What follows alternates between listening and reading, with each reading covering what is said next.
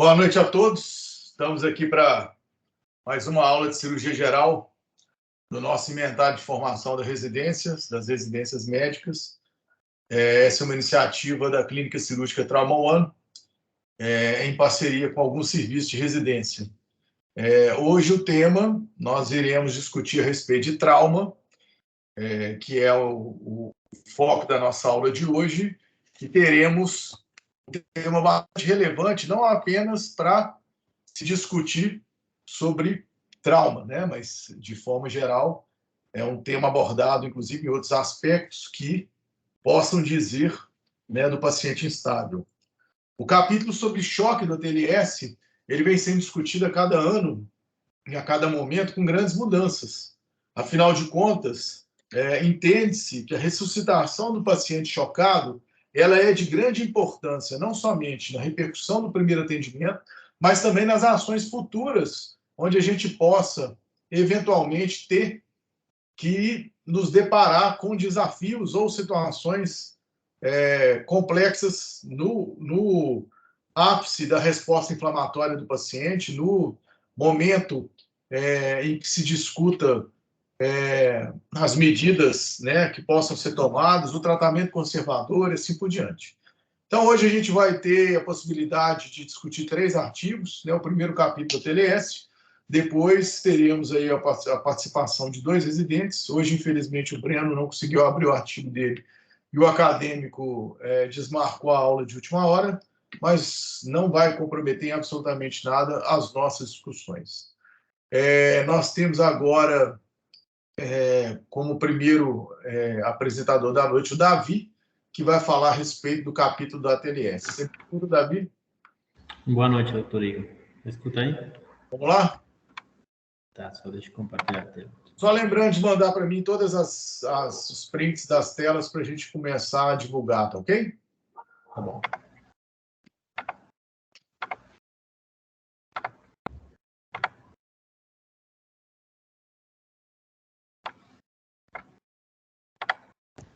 Davi, você vai querer que eu passe os slides para você? Ah, pode, se você conseguir seria melhor. Obrigado, mãe. Ok, então.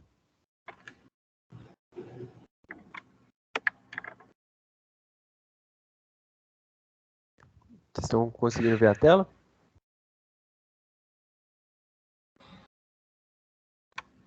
Não estou olhando direito ali. Tá funcionando já. O formato não está legal. Tá pequeno ali, não dá para olhar.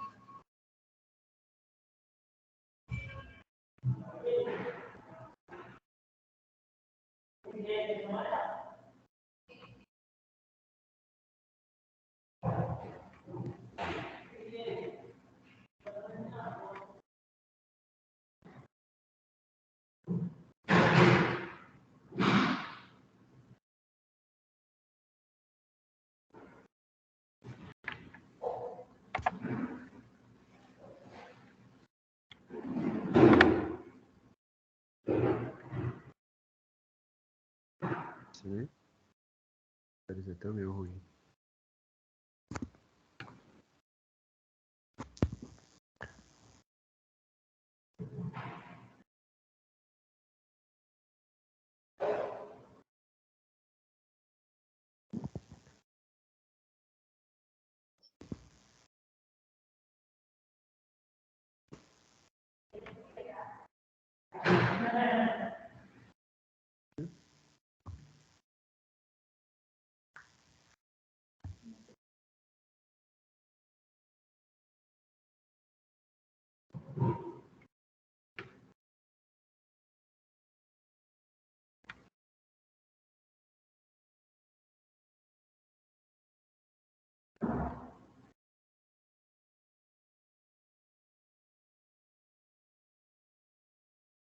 Aí foi. Aí consegui passar assim?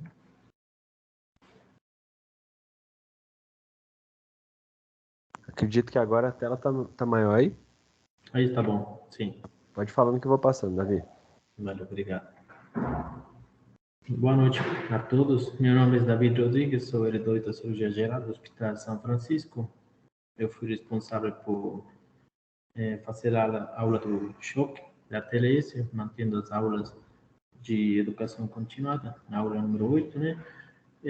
Como chefe da equipe, o Dr. Marcelo Girundi, como chefe da residência médica, o Dr. Rodrigo Faria, como chefe de cancerologia cirúrgica e diretor clínico, o Dr. Igor Michali.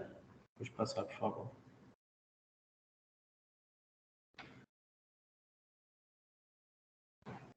Então, para começar, o primeiro passo no manejo do choque em paciente com trauma, o primeiro que a gente tem que lembrar é reconhecer a presença do choque. E para ello, a gente precisa definir o choque. Então, ele é uma anormalidade do sistema circulatório que resulta em uma perfunção inadequada de órgãos e oxigenação tecidual. O segundo passo no manejo do choque vai ser identificar a causa provável do choque e ajustar o tratamento. Geralmente, nos pacientes traumatizados, esse processo está relacionado ao mecanismo da lesão, e a maioria dos pacientes traumatizados em choque apresenta hipovolemia, mas podem sofrer de choque não hemorrágico, não? Que a gente vai olhar mais na frente. Pode passar, por favor. Só para lembrar um pouco da fisiopatologia do choque, o débito cardíaco é definido como um volume de sangue bombeado pelo coração por minuto. E esse valor é determinado pela multiplicação da frequência cardíaca pelo volume sistólico. Então, o volume sistólico classicamente vai ser determinado pela pré-carga, contratilidade miocárdica e a pós-carga. As respostas circulatórias precoces na perda de sangue são compensatórias e incluem vasoconstricção progressiva, circulação cutânea, muscular, visceral, para preservar o fluxo sanguíneo para os rins, coração e o cérebro. Então, a resposta usual à depressão aguda do volume circulante é um aumento da frequência cardíaca na tentativa de preservar o débito cardíaco. Então, na maioria dos casos, a taquicardia vai ser o primeiro sinal circulatório mensurável do choque. Para pacientes em choque hemorrágico precoce, o retorno venoso é preservado até certo ponto pelo mecanismo compensatório de contração do volume de sangue no sistema venoso. Então, esse mecanismo compensatório ele é limitado. E o método mais eficaz de restaurar o débito cardíaco adequado, a perfusão de órgãos e a oxigenação tecidual, é restaurar o retorno venoso ao normal. E isso acontece localizando e interrompendo a fonte do sangramento. E a reposição de volume permitirá a recuperação do estado de choque somente quando o sangramento pare ou cesse. Então, o controle definitivo da hemorragia e a restauração do volume circulante adequado são os objetivos do tratamento do choque hemorrágico. Pode passar, por favor.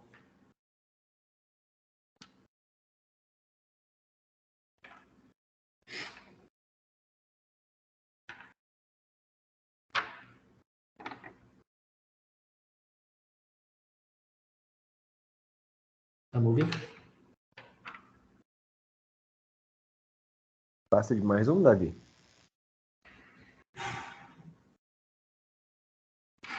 Está me ouvindo aí? Tô ouvindo. Sim. Ah, tá. Desculpa. Então, a diferenciação clínica da causa do choque é um paciente traumatizado. Essa classificação é como choque hemorrágico ou não hemorrágico. E para reconhecer e gerenciar todas as formas de choque, nós temos que manter um alto nível de suspeita e observar cuidadosamente a resposta do paciente ao tratamento inicial.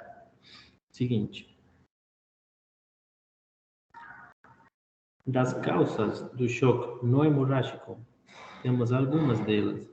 Em relação ao choque cardiogênico, ela é feita pela disfunção miocárdica, pode ser causada por lesão cardíaca, taponamento cardíaco, mas temos que suspeitar dessa lesão cardíaca quando o mecanismo de lesão do tórax envolve uma desaceleração rápida. Então, a gente precisa manter um monitoramento nesses pacientes com eletrocardiográficos todo o tempo para avaliar as lesões e as arrítmias desses pacientes. No taponamento cardíaco, eles comumente encontrados em pacientes com trauma torácico penetrante e pode resultar de lesão contusa no tórax. A taquicardia, dilatação das veias cervicais, ingurgitadas com hipotensão, são respostas insuficientes para a fluidoterapia e sugerem taponamento cardíaco. O melhor seria que a gente utilize uma ecocardiografia, mas geralmente nos pronto-socorros não tem essas facilidades, mas poderiam usar, na maioria dos casos, o FAST, realizando ou identificando o líquido pericárdico e assim sugerindo um taponamento cardíaco para proceder com a pericardicentese. No pneumotórax hipertensivo, ela é uma verdadeira emergência cirúrgica que requer diagnóstico e tratamento imediato, quase que no mesmo tempo, desenvolvendo-se um quadro quando o ar entra no espaço pleural, mas o mecanismo de válvula de água impede sua fuga. Então, os pacientes que estão respirando espontaneamente, eles começam com taquipneia extrema, fome de ar, e os pacientes que estão em ventilação mecânica, eles evoluem com colapso hemodinâmico. Então, o tratamento vai ser a descompressão com agulha, né?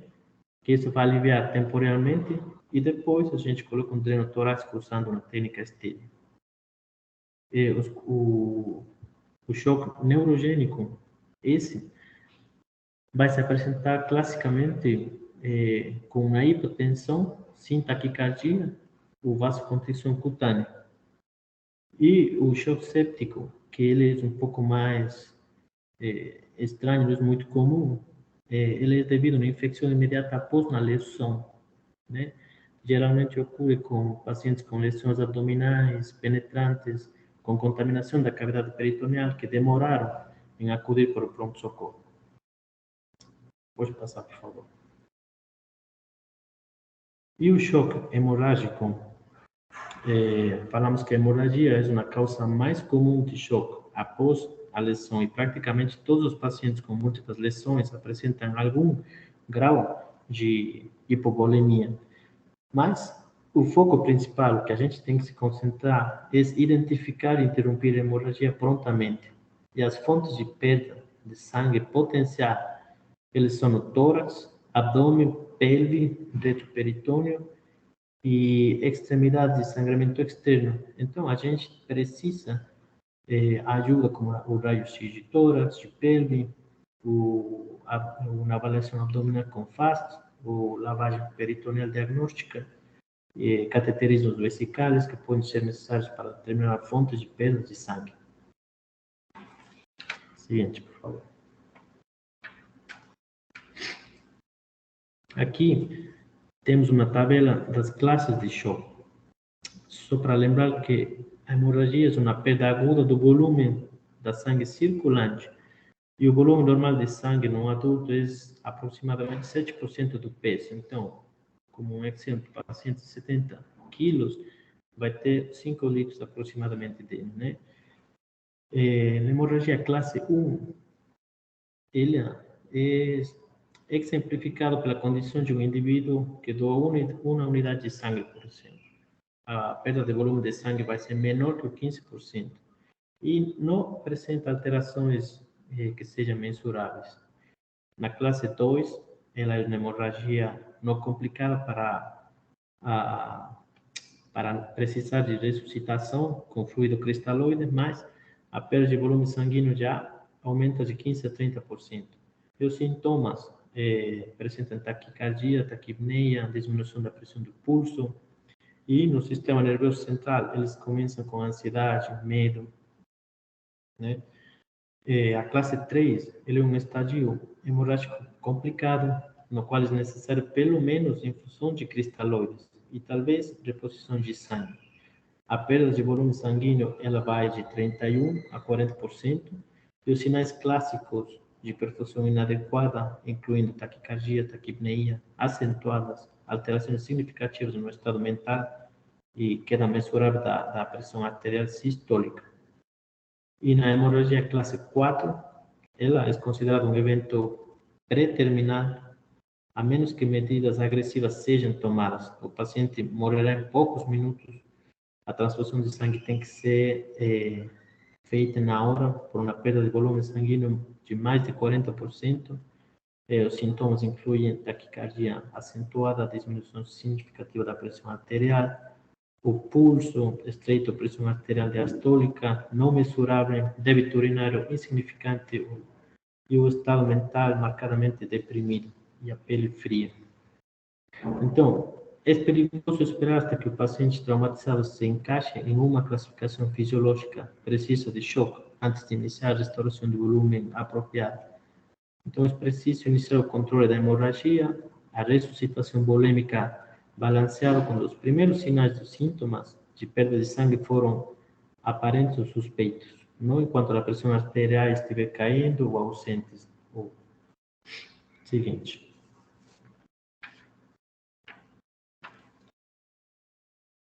Na avaliação inicial do paciente, temos que reconhecer o estado de choque durante a avaliação inicial. Para isso, o pessoal do atendimento tem que estar familiarizado com a diferenciação clínica do choque.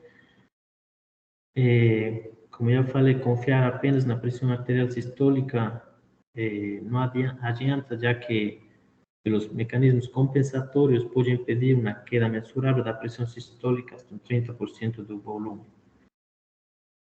E qualquer paciente ferido que esteja frio ou toque taquicárdico tem que ser considerado como choque até provar o contrário.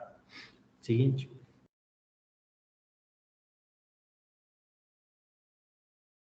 Aqui na questão inicial do choque hemorrágico, o diagnóstico e o tratamento do choque tem que ocorrer quase simultaneamente. Para a maioria dos pacientes com traumas, o pessoal médico inicia o tratamento se o paciente tivesse um choque hemorrágico, a menos que uma causa do choque seja claramente evidente. O princípio básico de manejo é parar o sangramento e repor a perda de volume. E o exame físico vai ser focado no ABCDE, onde a letra A vai se estabelecer na via aérea e ventilação e oxigenação, com uma saturação maior a 95%. A letra C vai ter uma prioridade em parar o sangramento, não calcular o volume de líquido perdido, sino mais bem fazer um acesso intravenoso com um calibre mínimo de 18 num adulto, tentar procurar o sangramento de feridas extremas, controlando pressão direita no local do sangramento, perda de maciças de sangue de uma extremidade, posso exigir um torniquete, etc. Depois, na letra D, um breve exame neurológico que ajuda a determinar o nível de consciência do paciente e o que resulta na avaliação da perfusão cerebral. E a letra E, depois de abordar as prioridades que salvam a vida, se pode examinar cuidadosamente da cabeça aos pés para procurar lesões adicionais, expondo o paciente. Só lembrando que na hora que a gente expõe o paciente, tem que ter cuidado e prevenir a hipotermia, para assim não exacerbar a perda de sangue e não contribuir à coagulopatia. Seguinte. Em relação à terapia inicial do fluido, a resposta do paciente à ressuscitação volêmica inicial é a chave para determinar a terapia subsequente. E a quantidade de fluido de sangue necessária para a ressuscitação é difícil de prever na avaliação inicial de um paciente, mas a dose usual vai ser de 1 litro para os adultos e 20 ml por quilo para pacientes pediátricos, com um peso menor a 40 quilos. E os volumes absolutos de fluidos de ressuscitação têm que ser baseados na resposta do paciente. Observe a resposta do paciente durante a administração inicial de fluidos e base em outras decisões terapêuticas e diagnósticas nessa resposta. E já que a infusão persistente de grandes volumes de líquidos e sangue na tentativa de atingir uma pressão arterial normal não vai substituir o controle definitivo do sangramento. Então, aí a gente tem as respostas rápidas, transitórias, e aquela que não tem resposta. Na resposta rápida, imediatamente quando a gente começa essa reposição, ele vai voltar, os sinais voltados ao normal, a gente acha que tem uma perda de menos de 15%, né? Na resposta transitória, a melhoria transitória que ela vai ter, mas depois vai ter uma recaída. Então, a perda de sangue vai ser estimada de 15% a 40%. E temos, por último, a que não tem resposta nenhuma. E aí, a gente precisa iniciar um protocolo de transfusão de maciça. Seguinte, por favor.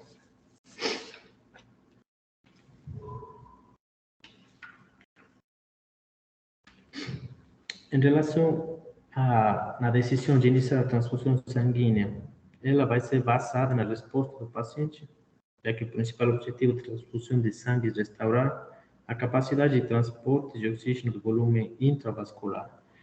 Temos algumas questões, como o tipo específico e tipo de sangue, que sempre vai ser melhor e vai ser preferível, mas no processo completo de prova cruzada, vai requerer a menos 1 hora. Então, se o sangue de prova cruzada não estiver pronta, as hemácias tipo O são indicadas para o paciente com hemorragia exsanguinante. Temos que prevenir a hipotermia, o uso de aquecedores de sangue no pronto-socorro, às vezes é crítico, às vezes não tem, é complicado. Então, a maneira mais eficiente de prevenir hipotermia em qualquer paciente que receba ressuscitação maciça de cristalóides de sangue é aquecer o fluido a 39 graus antes de infundi-lo. Em relação à transfusão massiva, ela é definida como mais de 10 unidades de pacotes, né, nas primeiras 24 horas de admissão, ou mais de 4 unidades em 1 hora. Além disso, temos a coagulopatia, que são as lesões graves e hemorrágias resultam no consumo de fatores de coagulação e coagulopatia precoce.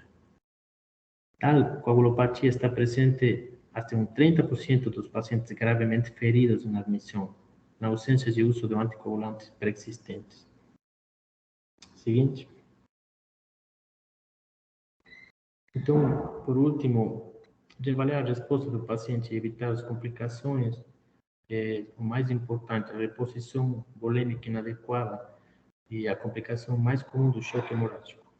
Pacientes em choque precisam de terapia imediata, apropriada e agressiva, que restaure a perfusão dos órgãos. Seguinte. Obrigado pela atenção. Davi, já emenda seus comentários, por favor.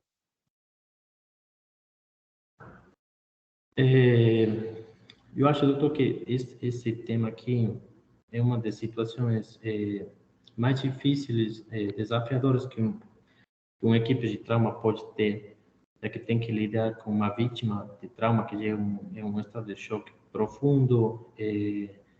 O líder, quem está encarando o problema, tem que dirigir a equipe com determinação, calma, lembrando todos os princípios do ATLS para conseguir coordenar todos esses tipos de situações.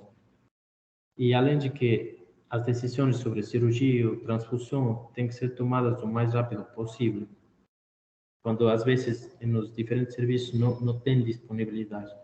Eu acho que a experiência de quem trabalha nisto da urgência tem que ser muito boa.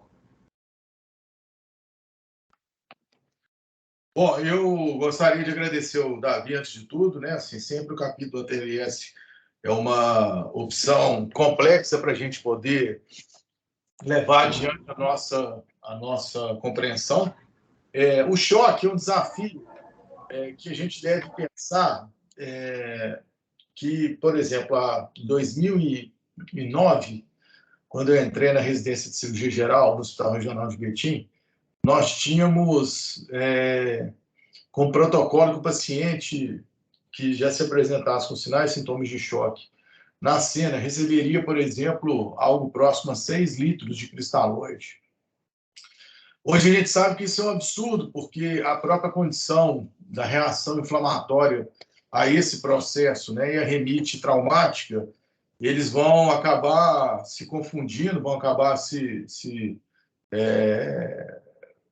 cruzando numa situação que não é positiva, né? Então, se você pensar que um volume como esse gera uma acidose metabólica no paciente, gera um volume com choque distributivo, né, exacerbado, pulmão, coração, enfim.